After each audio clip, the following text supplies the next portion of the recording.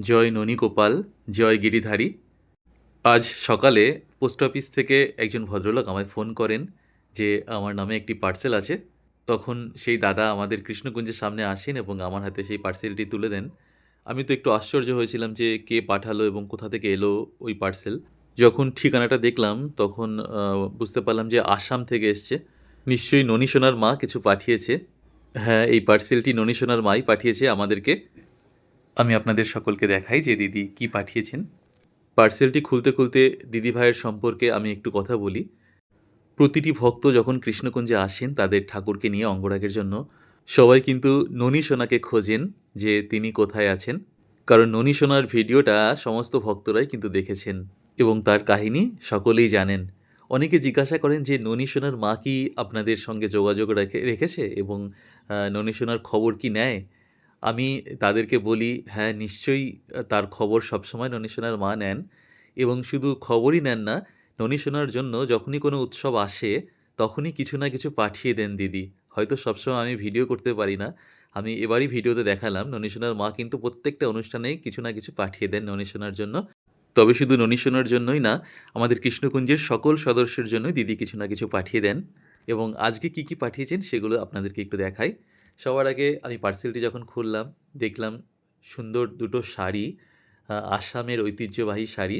সেগুলো পাঠিয়েছে গিরিধারীর মায়ের জন্য। তবে এর আগেও কিন্তু গিরিধারীর মায়ের জন্য দিদি শাড়ি পাঠিয়েছিলেন। তারপর দেখলাম কিছু খাম আছে। এই খামের মধ্যে সকলের জন্য দিদি প্রণামী পাঠিয়েছিলেন। আর এই যে চিরকুট দুটো দেখতে পাচ্ছেন, এখানে খুব সুন্দর করে দিদি লিখেছেন যে, টু কৃষ্ণকুঞ্জ, রাধে রাধে।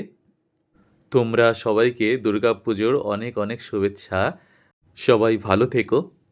দিদি কিন্তু বাংলা খুব একটা বলতে পারেন না, তাই এরকমভাবেই লিখেছেন। কিন্তু আমরা বুঝে যাই যে দিদি কী বলতে চেয়েছেন। খুবই সুন্দর লাগে দিদির কথাগুলো। দিদি যখন বলেন আমাদের সাথে কথা। এখানে ননী সোনার জন্য দিদি প্রণামী পাঠিয়েছেন। ননী সোনাকে আমি দেখালাম যে, দেখো তোমার মা কত কিছু পাঠিয়েছে তোমাদের সকলের জন্য। এখানে ননী সোনার দাদা গিরিধারীর জন্য পাঠিয়েছে দিদি প্রণামী। আমি গিরিধারীর হাতে দিয়ে দিলাম।